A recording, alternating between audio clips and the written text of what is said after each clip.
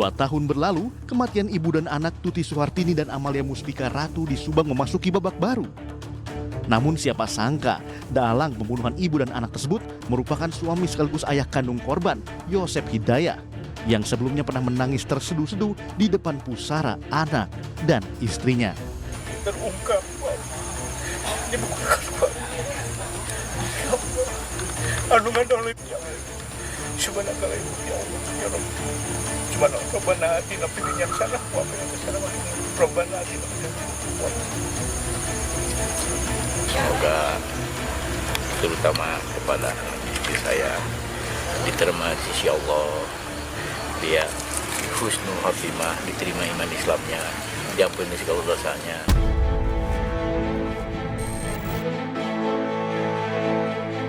Drama Yosep tak hanya sekali. Jauh sebelum penetapan tersangka, dalam beberapa kali pemeriksaan sebagai saksi, Yosep juga meminta polisi untuk segera mengungkap kasus pembunuhan istri dan anaknya. Mudah-mudahan apa yang diharapkan oleh semua pihak berjalan lancar, dan kami percayalah kepada pihak kepolisian 100.000% saya percaya, mudah-mudahan ini cepat terungkap. Itu aja dengan pelakunya. Yang namanya bapak, badan boleh sehat tapi hati tetap sakit.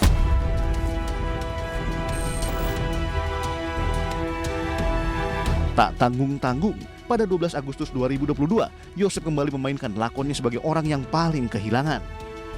Yosep berkirim surat ke Presiden Joko Widodo, Menko Polhukam, Kompolnas, dan Polri untuk meminta keadilan serta kepastian hukum agar kasus pembunuhan terhadap istri dan anaknya terungkap. Drama juga turut dilakukan tersangka lainnya, yaitu Mimin Mintarsi, istri muda Yosep, dan kedua anak tirinya, Arigi dan Abi. Pada 27 September 2021, ketiga tersangka tersebut berharap agar kasus pembunuhan Tuti dan Amalia bisa cepat terungkap.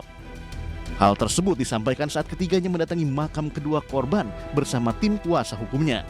Harapan kami semua, semoga cepat tertangkap pelakunya. Keluarga sangat berharap sekali secepatnya tertangkap supaya masalah ini cepat selesai. Kami itu tidak tahu menahu masalah ini. Sama sekali tidak tahu. Apalagi menyuruh atau melakukan, tidak sama sekali. Sementara itu, Kombes Pol Surawan, Dirkrimum Polda Jawa Barat mengungkap peran masing-masing tersangka dalam pembunuhan Tuti dan anaknya Amalia. Yosep Hidayah, suami Tuti dan ayah kandung Amalia Mustika Ratu, merupakan aktor utama pembunuhan tersebut. Saat mengeksekusi Tuti dan Amel, Yosep dibantu dua anak tirinya, Arigi Reksa Pratama dan Abi. Muhammad Ramdanu, keponakan korban, berperan membantu Yosep, mulai dari menemaninya Yosep ke TKP dan membawakan golok. Di lokasi, Danu diminta Yosep untuk menunggu di garasi rumah. Sementara istri mudanya, Mimin Mintarsi, bertugas memandikan kedua jenazah. Dari MR sendiri ini, dia yang pertama diminta oleh YH untuk menemani ke TKP, ke rumah korban, kemudian dia menunggu di garasi, ini sementara pengakuannya ya.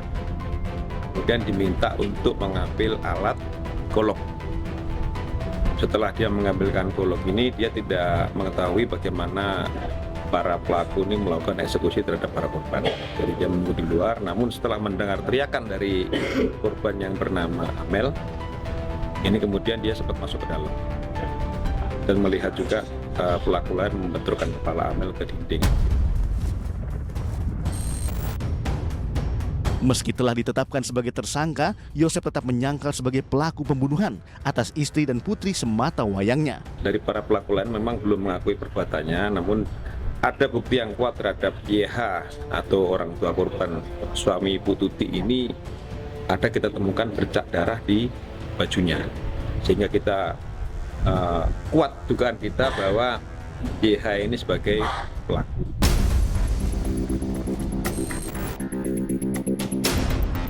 Sementara itu, Mimin beserta kedua anaknya Arigi dan Abi mengaku kaget dan tak mengenal Danu.